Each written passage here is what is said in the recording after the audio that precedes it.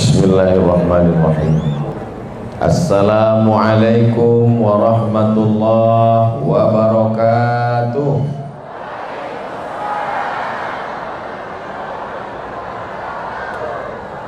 Alhamdulillahi rabbil alamin. Wa bihi nasta'inu ala umurid dunya waddin. Wassalatu wassalamu ala asyrafil khalqi ajma'in. Sayyidina wa maulana wa syafi'ina wa zuhrina wa qurrati a'yunina Muhammadin wa ala alihi wa sahbihi wa man tabi'ahu ila yaumiddin. Kullu amrin dzibalin, semua amal yang baik, walam yubda' bihamdillah, kalau tidak dimulai dengan pujian kepada Allah, fahuwa aqta', amal itu putus, hanya tinggal di dunia semata. Tidak boleh kita bawa sebagai bekal menghadap Allah Subhanahu wa ta'ala. Kita tidak ingin amal kita yang baik malam ini tinggal. Kita ingin amal kita malam ini menjadi bekal menghadap Allah. Maka kita awali dengan basmalah, Bismillahirrahmanirrahim. Kita awali, kita mulai dengan Alhamdulillah. Alhamdulillahi Rabbil Alamin. Namanya kita sebut dalam salat, namanya disebut dalam azan, namanya disebut dalam doa, namanya lah yang kita sebut menyebabkan majlis antanajifah, majlis bangkai, majlis busuk, majlis berbau, berubah menjadi majlis yang harum semerbak. Allahumma salli ala Sayyidina Muhammad wa ala ali Sayyidina Muhammad.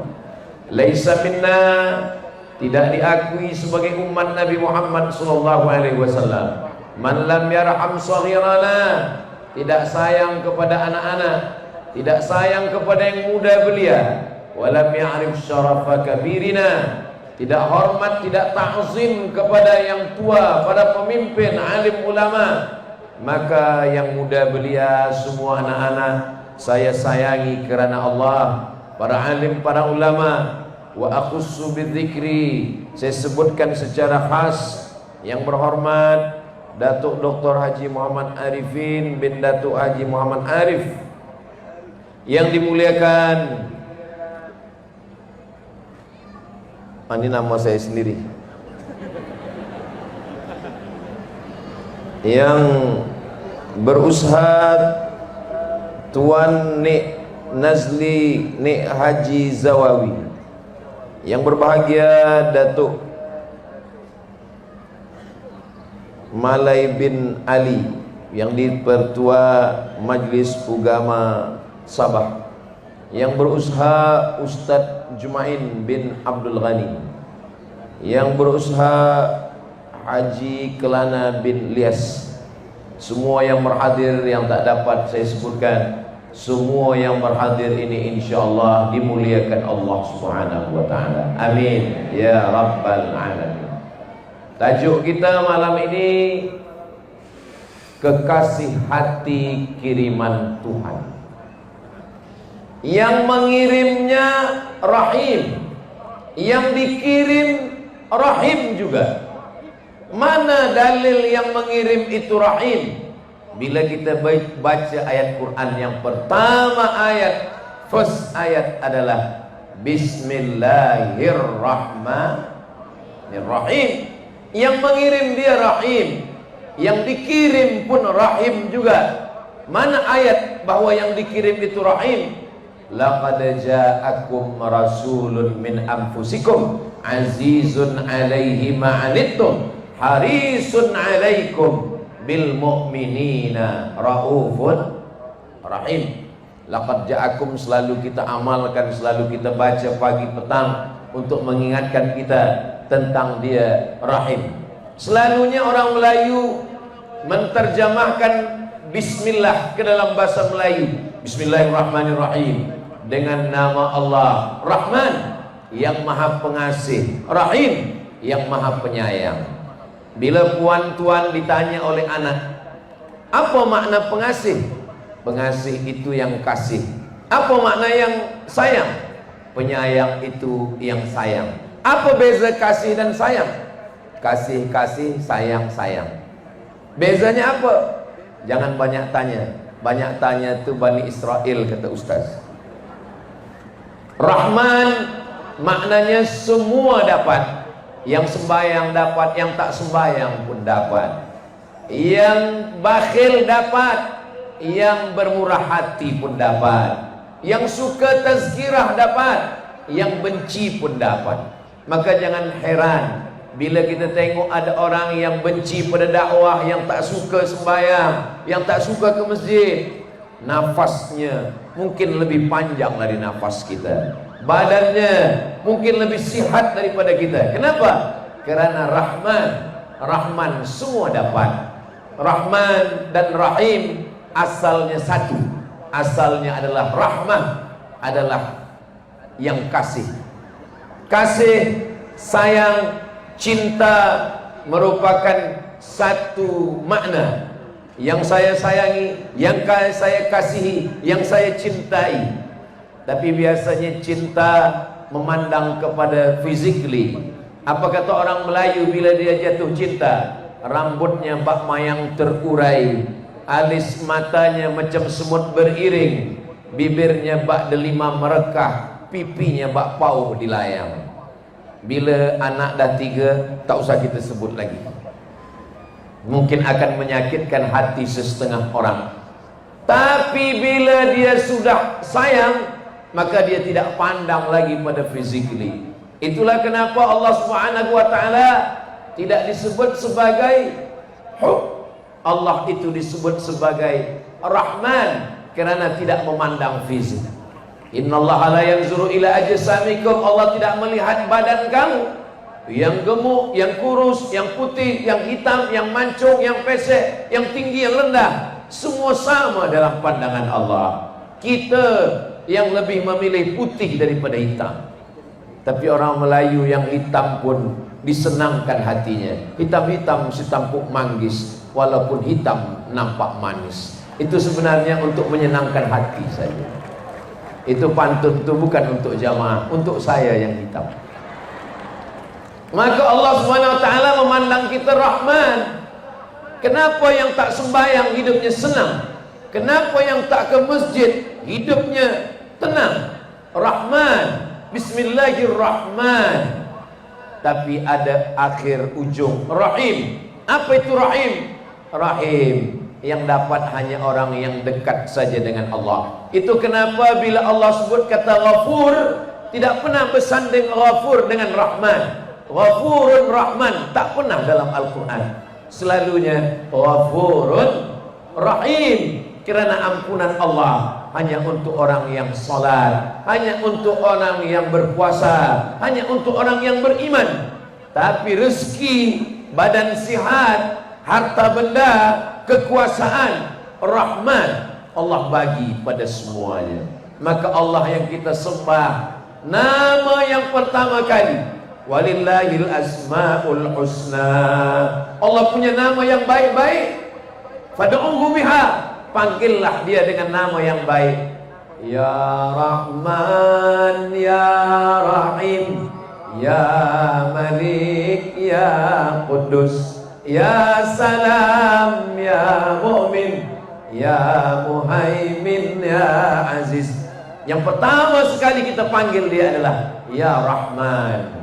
Saya tak baik, saya belum khusyuk, saya belum takwa, saya belum ikhlas. Ya Rahman, kasihlah saya kasihmu ya Rahman. Bila kita dah khusyuk, bila kita dah taubat, bila kita dah hijrah, bila kita dah baik, maka kita katakan Ya Rahim, bagilah saya ampunanmu. Itu yang mengirim dia. Kerana tajuk kita adalah kiriman. Yang mengirim dia adalah Rahman Rahim, Allah Subhanahu wa ta'ala. Lalu bagaimana dengan yang dikirim? Yang dikirim juga Allah mengatakan dia bil mu'minina raufun rahim. Rahim, Allah yang maha sayang. Rahim, Nabi Muhammad yang kasih kepada kita semua.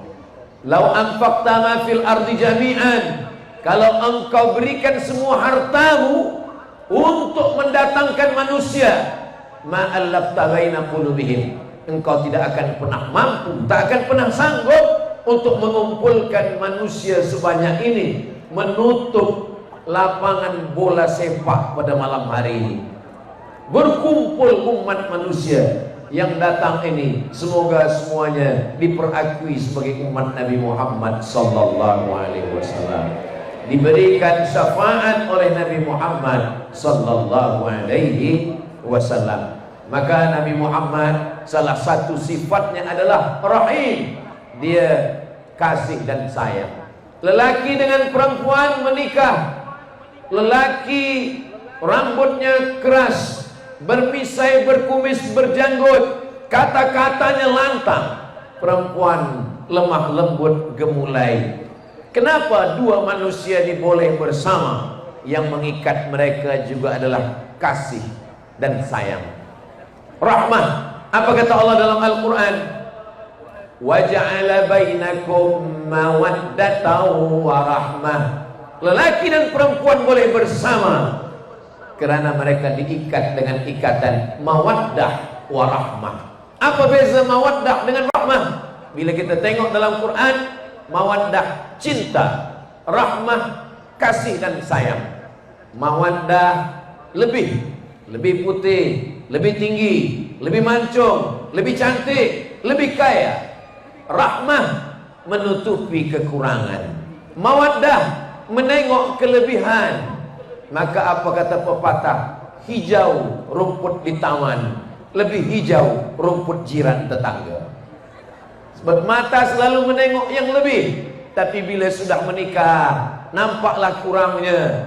Lebih hitam, lebih pendek, lebih pesek, lebih buruk.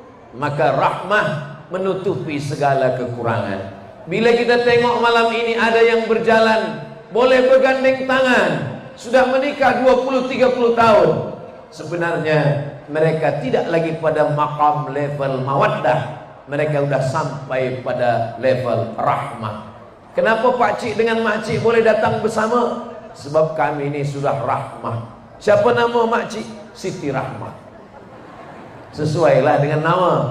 Nama adalah doa. Maka manakala kita minta doa kepada mempelai lelaki dan perempuan yang baru saja akad nikah, Allahumma jama' bainakuma kama jama'ta baina Adam wa Hawa. Satukan mereka sebagaimana engkau satukan antara Nabi Adam dan Siti Hawa.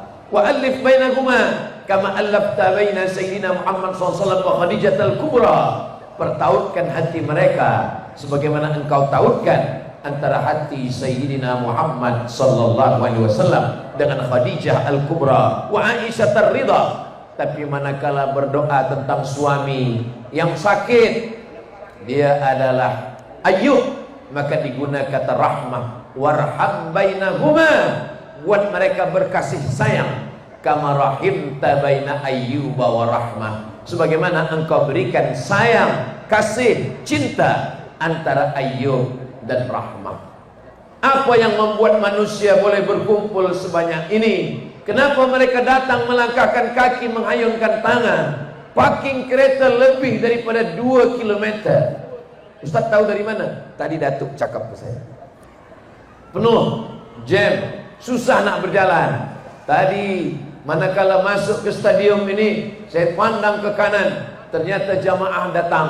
Bukan hanya mendengarkan tazkirah, banyak juga yang beli ikan panggang dan ayam goreng. Maknanya ini adalah kajian rahmah. Rahmah, kasih sayang. Peniaga-peniaga pun dapat juga rahmahnya. Saya senang. Sebab apa? Sebab yang berniaga, yang membawa barang dagangan, maka balik daripada tazkirah ini, jangan balik ke rumah, habiskan dulu semua. Sebab apa?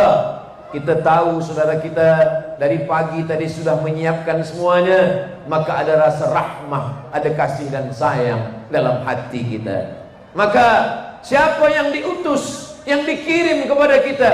Yang dikirim adalah kekasih hati. Di mana letak sayang? Di mana letak kasih? Di mana letak cinta? Ala fil jasadi mudghah. Ketahuilah di dalam badan ada segumpal, ada segenggam, ada seketul. Idza salahat Kalau dia baik, mata jadi baik, tangan jadi baik, hati. Kata Nabi sallallahu alaihi wasallam, ala wahyal qalb, dia adalah hati. Tapi ada setengah ulama mengatakan dia bukan hati, Ustaz. Qalb itu terjemah Melayunya adalah jantung. Sebab besar dia memang sebesar jantung, sebesar genggaman tangan, letaknya di sebelah kiri. Maka dia bukan hati, dia adalah jantung. Kata setengah lagi, dia adalah hati. Kita selalu mengatakan hati. Saya tak nak berkelahi, bertembung, bertengkar antara yang mengatakan hati dan jantung.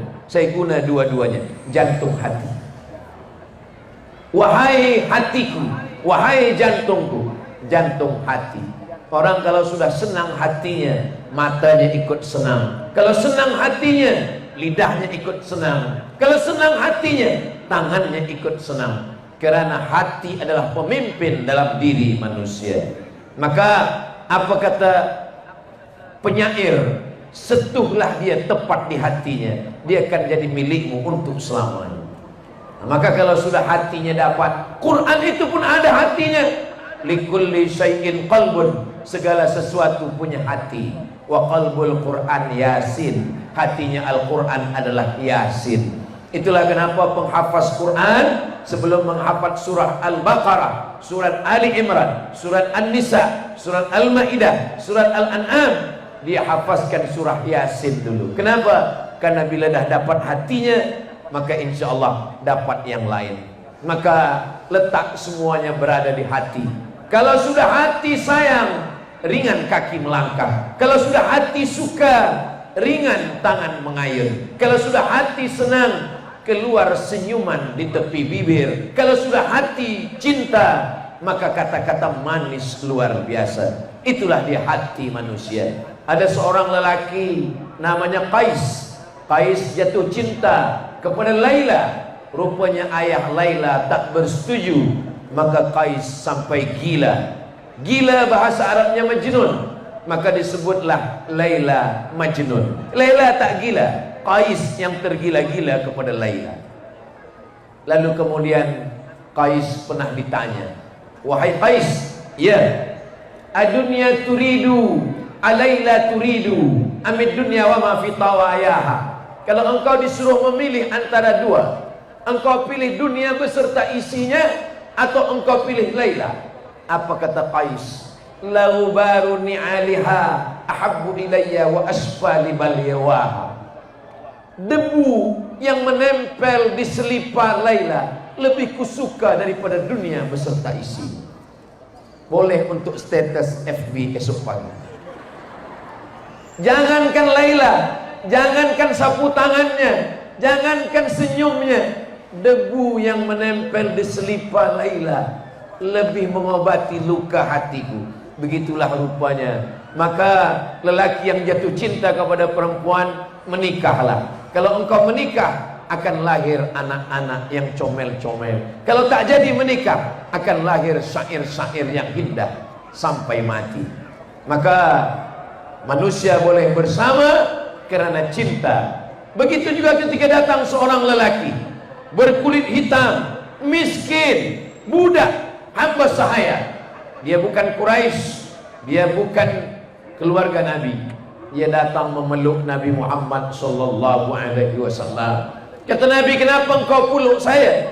Karena saya ni budak, saya miskin, saya susah, saya bukan siapa-siapa. Saya nanti di akhirat mungkin tak berjumpa dengan engkau ya Rasulullah. Maka apa kata Rasulullah? Al-mar'u ma'a man ahab. Orang akan bersama dengan siapa yang dia cintai. Kalau ada rasa cinta dalam hati, ada rasa kasih, ada rasa kasih sayang, maka kita akan bersama. Saya bersaksi kepada Allah Ta'ala, semua yang datang malam ini kerana cinta kepada Sayyidina Muhammad sallallahu alaihi wasallam. Ini yang datang ini bukan Nabi Muhammad, bukan pula keturunan Nabi Muhammad, bukan Habib, manusia yang biasa, yang jauh daripada Nabi Muhammad. Tapi kerana yang selalu saya sampaikan adalah ayat-ayat Al-Quran, hadis-hadis Nabi, jatuh cinta kita.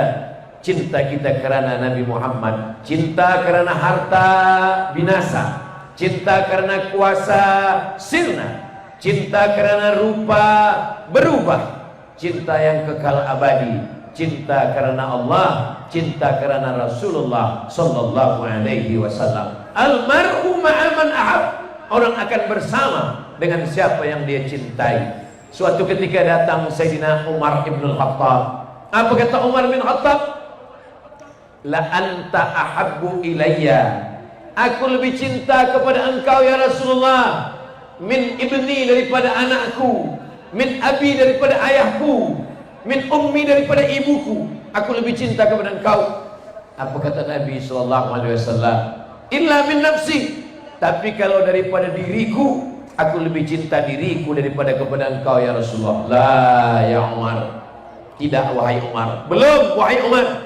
Engkau mesti lebih cinta kepada aku daripada dirimu sendiri. Maka saat itu juga berubah cakap Sayyidina Umar bin Khattab. Apa kata Umar? La anta ahabbu ilayya min nafsi. Engkau lebih aku cinta daripada diriku sendiri. Maka saat itu juga Nabi berkata, Al-an ya Umar, sekaranglah wahai Umar, barulah sempurna iman engkau, kerana engkau lebih cinta aku, Sayyidina wa Maulana Muhammad sallallahu alaihi wasallam. Orang Melayu berkata, tak kenal maka tak sayang maka tak cinta. Dari mana kita boleh cinta? Kerana kita kenal. Itulah kenapa mesti ada maulid, supaya kita lebih cinta. Agar supaya lebih cinta, kita maka lebih banyak kenal dengan Nabi Muhammad sallallahu alaihi wasallam. Jangan sampai bila kita ditanya oleh anak kita, siapa Nabi kita ayah? Siapa Nabi kita bunda?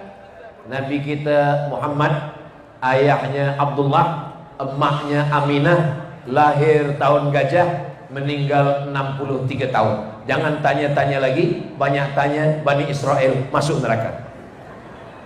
Bila kita susah nak jawab, kita belikanlah buku sejarah, tarikh, biografi tentang Nabi Muhammad sallallahu alaihi wasallam. Malu kita dengan saudara kita yang tak Islam. Siapa dia? Dia adalah seorang yang tak Islam, Michael H. Hart. Dia tulis buku 100 Ranking Influential Person in History. 100 manusia dunia. Jesus Christ ada, Moses ada, Alexander ada, Buddha ada, Siddhartha Gautama ada. Tapi yang dia buat pertama sekali adalah Nabi Muhammad SAW. Dia tak Islam, dia objektif, dia mengkaji, dia adalah humanism, kemanusiaan. Begitulah dia. Ada seorang perempuan menulis buku tentang History of God, sejarah Tuhan. Lalu kemudian dia tulis pula sejarah tentang Nabi Muhammad sallallahu alaihi wasallam. Dia tak Islam, tapi dia tengok bagaimana kasih sayang Nabi Muhammad sallallahu alaihi wasallam. Bagaimana sayangnya Nabi Muhammad sallallahu alaihi wasallam? Satu, Nabi sallallahu alaihi wasallam datang ke negeri bernama Taif. Sampai di Taif, Nabi tak disambut dengan tala'al badru alaina. Bukan macam Ustaz Abdul Somad tadi bila sampai di stadium disambut dengan tala'al badru alaina. Nabi Muhammad sallallahu alaihi wasallam tidak disambut dengan tala'al badru alaina, tak disambut dengan marhaban ya nural aini, tak disambut dengan marhaban jaddal husaini. Mereka lempar dengan batu, mereka lempar dengan kayu, berdarah pelipisnya, menetes darah sampai ke kakinya. Kakinya pun berdarah juga kena batu. Datang malaikat Jibril alaihissalam. Apa kata malaikat Jibril? Wahai Muhammad, kalau sampai darah di kakimu itu jatuh ke tanah, aku ratakan Taif ini semuanya. Nabi menyapu kakinya. Dia tak ingin darah itu jatuh ke tanah. Dia sapu kakinya yang berdarah, karena dia tidak mahu darah itu jatuh ke tanah. Hingga Jibril meratakan Taif dengan tanah. Lama saya membaca sejarah Nabi. Andai sayalah yang diberikan tawaran oleh malaikat Jibril alaihissalam, hai Abdul Somad, kalau darah di kakimu itu jatuh ke tanah, aku akan hancurkan semua haters yang attack engkau di Instagram, YouTube itu. Rasanya saya akan pijakkan kaki saya ke tanah. Abdul Somad, belum lagi ada rasa kasih dan sayang dalam hatinya. Nabi menyapu kakinya supaya yang melempar dia, yang melontar dia dengan batu, kayu dan kotoran unta terselamatkan. Selepas itu dia pergi ke balik bukit. Di balik bukit itu datang lagi malaikat, Malakul Akhsyabain, malaikat yang menjaga segala gunung, segala bukit. Rupanya malaikat ini ada yang ditugaskan Allah menjaga bukit-bukit gunung-gunung. Mungkin bukit gunung Kinabalu pun ikut juga dia jaga.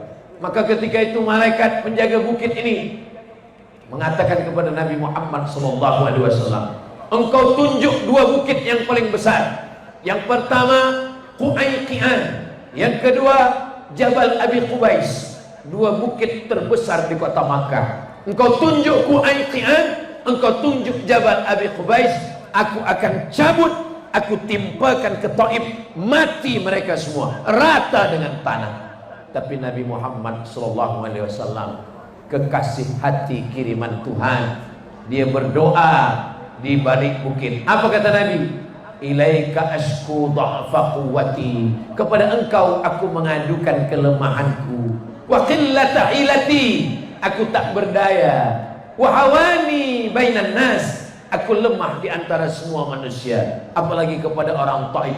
Anta rabbul mustad'afin, engkaulah Tuhan, engkaulah Rabb, engkaulah Allah, tempat mengadunya orang-orang yang lemah. Lalu ujung doa itu apa doa Nabi? Allahumma akhrij min aslabihim, keluarkan dari tulang sulbi mereka, keluarkan anak keturunan orang Taif, ya'budullah wa la yusyriku bika syai'a, yang menyembah engkau dan tidak mempersekutukan engkau dengan apapun. Doa Nabi dikabulkan Allah. Sekarang ini semua orang Taif, nenek moyang mereka dulu yang melempar Nabi, yang memusuhi Nabi, yang menghalau Nabi, hari ini orang Taif 100% bersyahadat asyhadu an la ilaha illallah wa asyhadu anna muhammadan rasulullah sallallahu alaihi wasallam. Biasa orang kalau dia sedang berdarah, kalau dia sedang dilempar, yang bangkit adalah emosi, marah, mengamuk. Selepas marahnya hilang, barulah dia berkata, sebenarnya saya tak marah, tadi saya agak emosi sikit. Tapi kepala orang dah berdarah-darah. Nabi Muhammad SAW dilempar, disakiti, dizalimi, maka dia tetap memintakan supaya anak mereka. Kadang kita sebagai muslim, orang Islam, yang katanya tiap hari 17 kali Bismillahirrahmanirrahim, Bismillahirrahmanirrahim, Ya Rahman, Ya Rahim, tapi yang keluar dari mulut adalah sumpah serapah, yang keluar dalam doa adalah mendoakan yang tak baik. Ya Allah, matikan mereka. Tapi kalau boleh jangan terus mati, buat sakit agak 3 tahun. Bukan ajaran Nabi Muhammad sallallahu alaihi wasallam. Maka ajaran Nabi adalah rahmah, kasih dan sayang. Lalu kemudian ada seorang kaya di negeri Taif. Taif itu dari kota Makkah lebih kurang 100 km. Panjang umur, sehat badan, mudah-mudahan kita boleh ke Makkah dan sampai ke Taif insyaallah. Taif tempat yang sejuk, banyak buah-buahan, banyak sayur, banyak parfum daripada ma'ul waq, air bunga mawar, harum, cantik dan indah. Dan hari ini orang suka ke Taif. Tapi bila kita baca sejarah, Taif adalah tempat menunjukkan rahmat dan kasih sayang Nabi Muhammad sallallahu alaihi wasallam. 2. Ustaz Abdul Somad kalau bagi tazkirah selalu sebutkan 1, 2, 3. Supaya apa? Supaya jamaah balik boleh bawa sesuatu yang dia boleh ingat. Berapa yang Ustaz sampaikan malam ni? Saya tengok dulu. Kalau ada 2-3 orang menguap, 5 sudah selesai. Tapi bila semuanya penuh dengan kasih dan sayang, kita akan teruskan karena kita bersama, karena kasih dan sayang karena Allah Subhanahu wa ta'ala. Yang kedua, dulu orang Yahudi kalau dia berzina, kalau dia mabuk, kalau dia minum khamar, cara bertaubatnya adalah bunuh. Faqtulu anfusakum, bunuh diri kamu. Fataba alaikum, Allah menerima taubat kamu. Jadi kalau orang Bani Israel ingin bertaubat, dia mesti membunuh dirinya. Tapi tak boleh dia ambil pisau, dia ambil pedang, dia potong leher dia, tak boleh. Dia ambil pedang, selepas itu dia cari pula orang lain yang ingin bertaubat. Awak ingin bertaubat? Iya, saya pun ingin bertaubat. Awak bawa pedang, saya bawa pedang, kita serentak sama-sama mencincang. Jangan awak mencincang, saya diam. Maka serentak bersama, sama-sama mati. Tapi manakala Islam datang, rahmat, kasih sayang Allah, maka ketika itu tidak dengan cara membunuh, tapi dengan cara apa? Astaghfirullahaladzim, astaghfirullahaladzim, astaghfirullahaladzim, alladzi la ilaha illa huwal hayyul qayyum wa atubu ilaih. Yang paling eloknya adalah mandi taubat. Mandi taubat macam mana? Macam mandi orang yang maaf-maaf selepas haid, uzur, selepas bulan, selepas. Ada beberapa mandi. Ada mandi masuk Islam, ada mandi lepas sihat daripada gila, ada mandi lepas uzur, ada mandi wiladah melahirkan anak, ada mandi junub. Maka mandi taubat, basah semua dari ujung rambut hingga ke ujung kaki, niatnya mandi taubat. Mamin muslimin, kalau ada orang yuznibu dzamban, silah, salah, khilaf, minum khamar, berjudi, berzina, na'udzubillah, kemudian dia bertaubat, didahului dengan mandi, selepas itu dia berwudu, selepas itu dia sholat sunat taubat 2 rakaat. Usolli sunnat taubat raka'ataini lillahi ta'ala, summa yastaghfirullah, selepas itu dia minta ampun kepada Allah, illa ghafarallahu lah, Allah akan mengampunkan segala dosa-dosanya. Mudah-mudahan kita semua termasuk yang diampunkan Allah dosa-dosa kita. Allah merahasiakan, tak ada yang tahu siapa dapat taubat nasuha, tak ada yang tahu siapa dapat haji mabrur, tak ada yang tahu siapa dapat salat wusta, tak ada yang tahu siapa dapat Lailatul Qadar. Begitu kata Imam Ibnu Katsir dalam muqaddimah surat Al-Qadar, inna anzalnahu fi lailatul qadar. Kenapa? Supaya kita tetap takut, khawatir, cemas. Saya Abdul Samad Al-Fakir merasa khawatir, jangan-jangan sembahyang saya belum diterima Allah, jangan-jangan taubat saya belum diterima Allah, jangan-jangan saya belum dapat Lailatul Qadar, jangan-jangan saya belum mendapatkan haji mabrur. Ada rasa takut, ada rasa cemas, ada rasa khawatir. Tapi di balik itu ada raja, ada harap, selalu berharap kepada Allah. Kita mendekati Allah seperti seekor burung yang terbang dengan 2 sayap. Sayap yang pertama khauf, takut. Sayap yang kedua raja, harap. Kalau terlampau takut, kita stres, kita depresi. Kalau terlampau berharap, kita terlalu melupakan dosa. Maka yang paling elok adalah seimbang antara takut dengan harap. Maka kita tidak disuruh membunuh diri, kita tidak disuruh mengambil pedang, menikam ke jantung, membunuh, memukul kepala orang. Tidak. Kita cukup dengan mandi taubat, sembahyang sunat taubat, solat sunat taubat, memperbanyak istighfar. Astaghfirullah, astaghfirullah, astaghfirullah. Sependek-pendek istighfar. Yang paling panjang, astaghfirullahaladzim alladzi la ilaha illa huwal hayyul qayyum wa atubu ilaih. Yang sangat-sangat panjang, Allahumma anta rabbi la ilaha illa anta khalaqtani wa ana 'abduka wa ana 'ala 'ahdika wa wa'dika mastata'tu a'udzubika min syarri ma sana'tu abu'u laka bi ni'matika 'alayya wa abu'u bi dhanbi faghfirli fa innahu la yaghfiru dzunuba illa anta. Datang seorang Yahudi, dia banyak dosa, dia berzina, dia minum khamar, dia membunuh, semua dosa dia lakukan. Lalu dia datang kepada pendeta Yahudi. Wahai Tuan, pendeta Yahudi, saya sudah membunuh banyak orang. 99 orang sudah saya bunuh. Saya minum khamar, saya berjudi, saya berzina. Apakah Tuhan menerima taubat saya? Kata pendeta Yahudi, taubat kamu tidak diterima Tuhan. Kamu mesti membunuh diri kamu.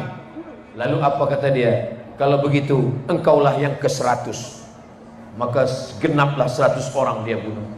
Dalam Islam, innallaha la yaghfiru ayyushraka bihi. Allah tidak menerima dosa syirik. Wa yaghfiru ma duna dzalika liman yasha. Dosa selain itu diampunkan Allah Subhanahu wa taala. Ilahi anta maksudi, engkau yang kumaksud, wa ridhaka matlubi, ridhamu yang kami cari ya Allah. Ilahi lastu lil firdausi ahla. Dosaku banyak, dosa mata, dosa telinga, dosa tangan, dosa kaki, dosa hati, dosa pikiran.